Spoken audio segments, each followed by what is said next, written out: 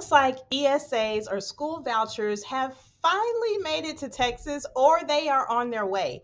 And I've honestly been a little bit shocked at some of the comments or the opinions that I've heard about this. And most of them have actually been from educators. A lot of people think that the public school system is going to collapse. They're taking money from the public school system. They are increasing taxes, whatever, all these things that people are saying. But as a micro school founder and the mother of two neurodivergent kids, I have my own opinions about it. So today I am going to talk about it, ESAs in Texas. My name is Kendra E. Boybeden, and I am a former special education teacher and a school counselor who left the public school system frustrated, and I decided to start my own micro school program. Here at Victory Private School and Victory Creative Learning, we specialize in providing a personalized, culturally inclusive, and STEAM-based education for neurodivergent learners or learners who just have not found success in the public school system. Now, I don't know anything, well, except for the past 3 years that I have been in my micro school, started my micro school. I don't really know anything about private school or homeschool as far as my background. I grew up in attending public school. My children graduated from public school. Three of my kids, all of my kids, went to public school. They went to the public school system. And that's why I can say that if the public school system, that is what's available. It's free, it's available, it is required, but does that necessarily mean that that is the best thing for all kids? Now, when you think about it, the public school system was not, well, let me back up.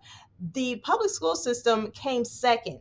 There was private schools or some sort of boarding schools, private schools for the elite before the public school system came into play.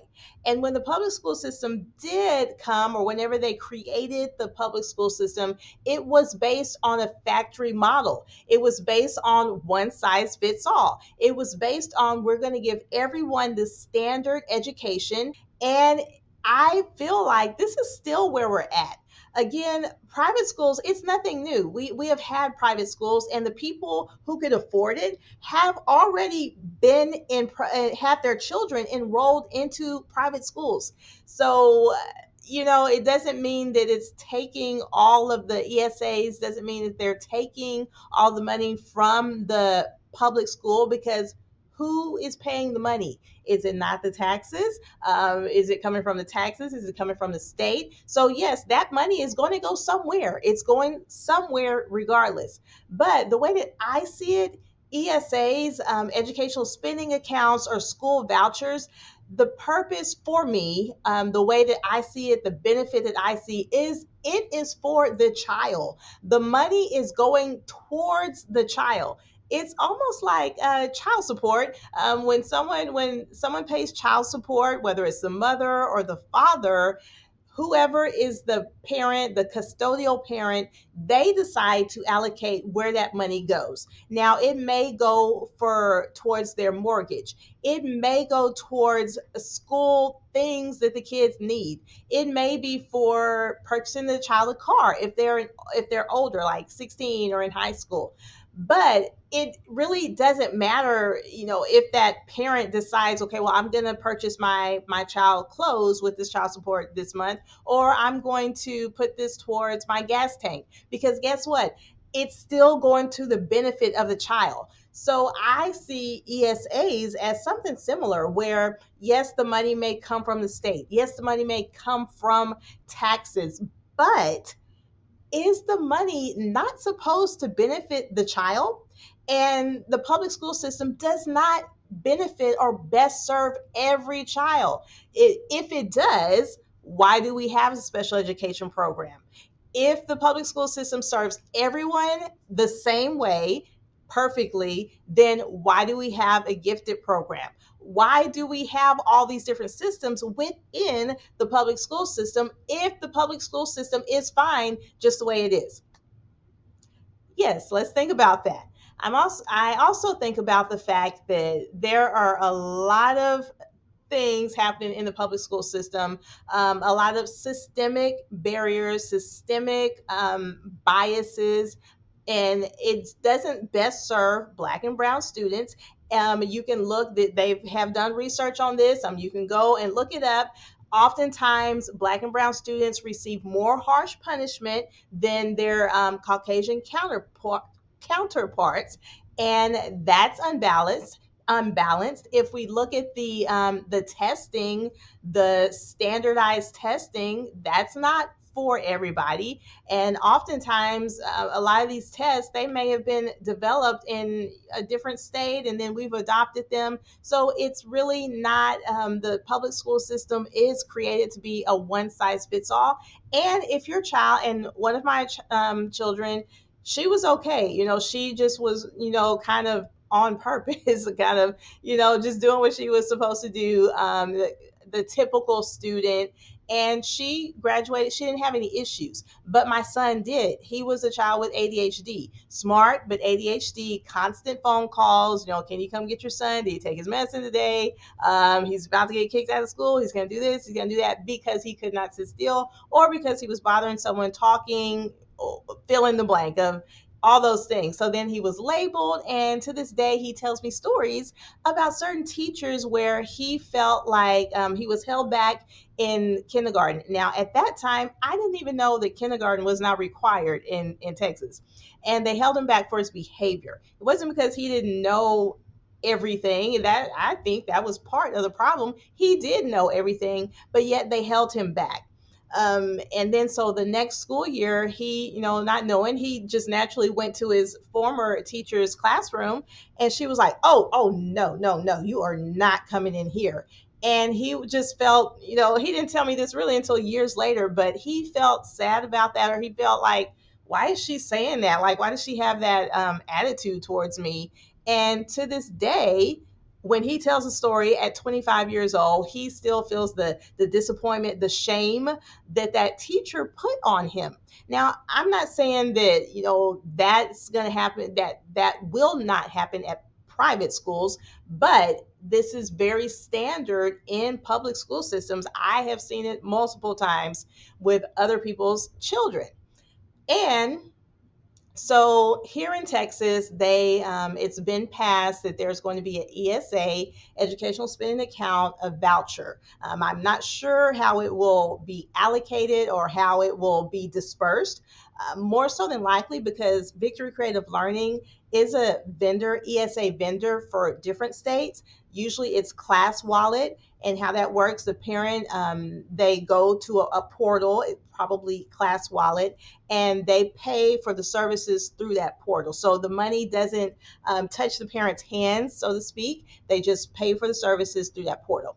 Also, I heard one person make a comment, something like, the money is going to be allocated to private schools who are just basically, in so many words, just doing what they want to do. They have no authority. There's no one over them. Well, actually, the bill did say that it would be allocated to private schools who are accredited.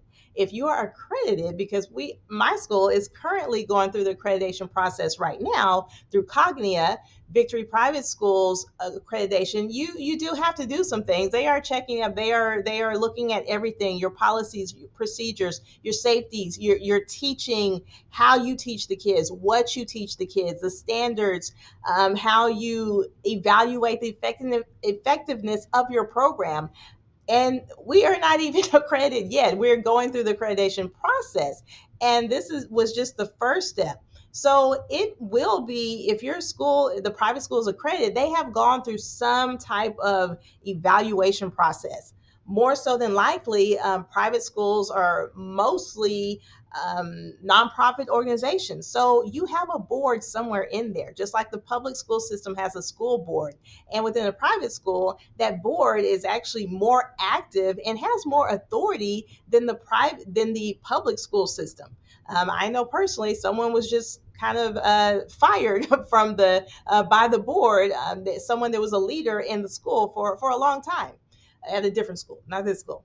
So ESA accounts here in Texas, They say that they will allocate $10,000, I mean, sorry, yes, $10,000 per year for private school, accredited private schools, and $11,500 for children with special needs, which will be allocated towards accredited private schools. And they also say that they will provide $2,000 for homeschooling parents for homeschool resources. So, again, as a person who started a school, because I know personally as an educator as well as a parent that traditional schools do not work for every child, I created a different environment here where kids can feel valued. They can feel like they are smart because they are, and they can feel like they're not dumb just because they can't read, or they may be struggling in some area, or maybe they just have anxiety about going to school. They can feel comfortable. I know for me personally, I was a shy child, and going to school every day was overwhelming because there were so many kids there. And if I was in a school, a micro school, maybe 20 kids, I think I probably would have felt a little bit better, a little bit more comfortable at school. So, educational spending accounts, ESAs, they're coming to Texas, strong opinions. Some people love it. Sounds like most people hate it. Most people are against it. But I really feel like this is going to level the playing field because, again, the people who have sent their children to private school, these are the parents, more so likely the parents who can afford to pay for private school, or maybe they've had some type of scholarship program. And the way I see it, this is a type of scholarship program that the state provides so that we can make education level for all children, and the children who need to be in a different environment so that they can thrive and so that they can be prepared for the future.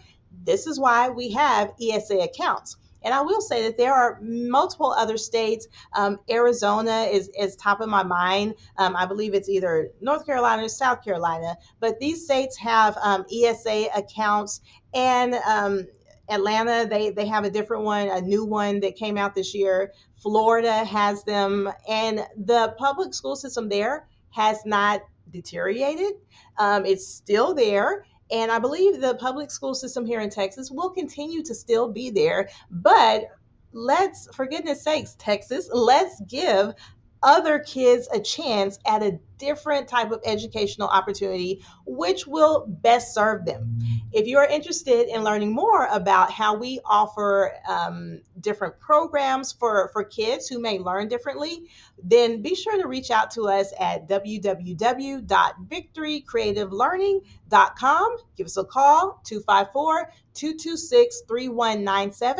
We do offer our microschool program here in Killeen, Texas. And beginning in March, we also will be opening up our virtual learning platform. So stay tuned to learn more about that. And again, we are a vendor for multiple states for ESA accounts already. And I'm looking forward to offering being able to be a ESA vendor for Texas as well. So go ahead and let me know, what do you think about ESAs coming to Texas? Do you think it's the end of the public school system, or do you think it's the beginning of a new support system for kids who need it?